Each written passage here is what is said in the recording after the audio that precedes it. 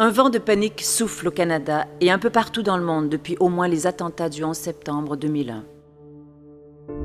Le fiasco des guerres d'Irak et d'Afghanistan n'a rien changé de l'attitude arrogante des autorités publiques. Au lieu d'admettre comment et pourquoi ces fautes graves ont ravagé les premières années du nouveau siècle, les élites politiques se croient aujourd'hui tout permis en raison des peurs qu'elles confectionnent et entretiennent avec la complicité des médias et d'une partie de la population. En effet, la militarisation de la sécurité publique, les dérives de nos démocraties et des débats au sein de la société civile illustrent une spirale d'affolement dont personne ne peut ignorer les dangers. À cette terreur provoquée de façon irresponsable par nos dirigeants, répond de manière symétrique un discours sécuritaire, comme si celle-ci était faite sur mesure pour celui-là.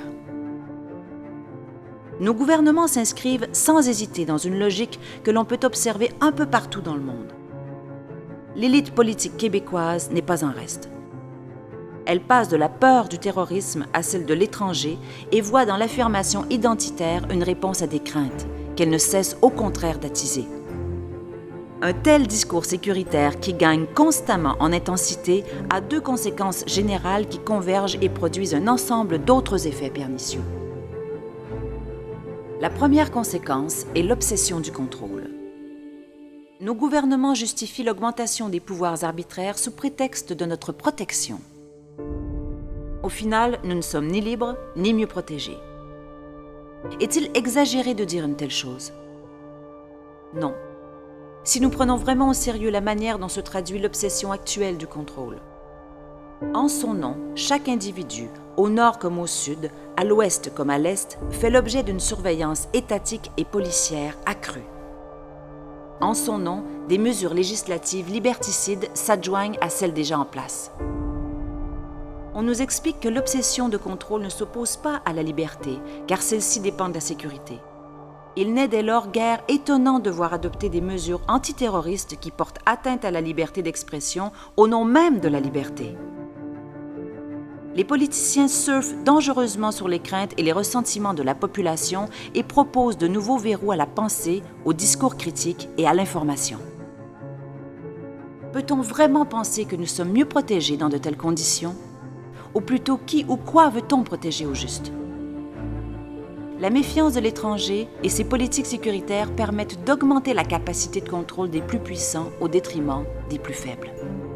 Elles masquent, voire cautionnent l'exploitation, l'augmentation de la précarisation, le déni de la justice sociale, l'accroissement fulgurant des écarts entre riches et pauvres. Tout cela pourquoi? Certainement pas pour notre sécurité.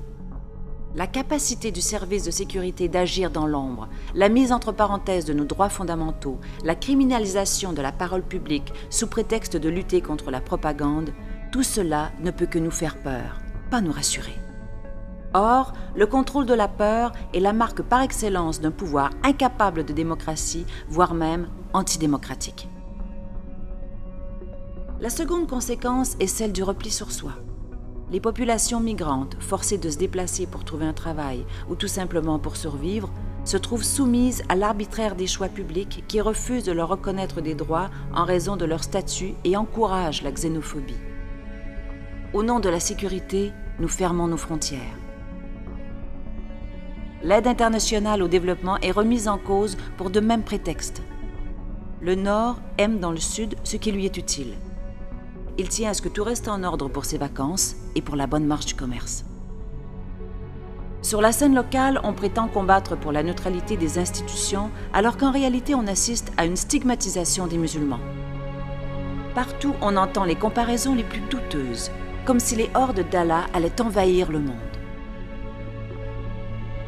Le démantèlement de services publics comme la santé ou l'éducation, la mise aux enchères du bien commun, tout cela se trouve dissimulé par une mise en scène sensationnaliste où on imagine des pouvoirs dangereux entre les mains des minorités pendant qu'en réalité, celles-ci se voient dépossédées de leurs droits, calomniées et accusées de tous les maux. La laïcité, outil de nos démocraties, devient l'antonyme de la tolérance au lieu d'en être l'instrument. Et dans ce portrait, les peuples autochtones, toujours oubliés sauf quand vient le temps de les dominer, continuent de vivre sous une loi absurde et font les frais des politiques d'austérité, Tout cela dans le plus grand mépris de leur droit à l'autodétermination. Et pourtant, s'il y a une menace pour la paix, les siècles passés ont prouvé qu'elle venait de nous et non d'eux.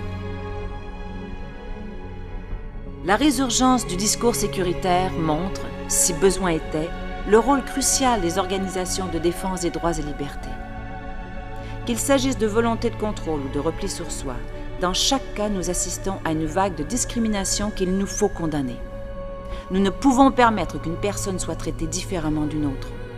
Nous ne pouvons accepter qu'il existe plusieurs catégories de citoyennes et de citoyens et qu'une hiérarchie s'impose entre nous selon les préférences et les intérêts des élites sociales et politiques. Nous ne pouvons autoriser des politiques d'austérité qui s'ajoutent aux injustices déjà vécues par les immigrantes et les immigrants. On ne saurait souscrire à une polarisation pernicieuse attisée par une alternative artificielle entre la soi-disant authenticité d'un nous et un autre qui n'a pas même le visage de sa culture, mais celui déformé de nos préjugés. La démocratie exige de ne rien céder sur ces enjeux. Il nous faut lutter encore et toujours, car si nous pouvons vaincre l'ignorance, les préjugés, la ségrégation et le racisme, il y a encore beaucoup à faire. Et notre tâche s'annonce chaque jour plus importante, mais chaque jour plus lourde, devant les nouveaux habits du populisme et de la démagogie. Voilà pourquoi il faut combattre le faux et l'ignorance par la mobilisation des savoirs. Voilà pourquoi il faut combattre la discrimination par la solidarité.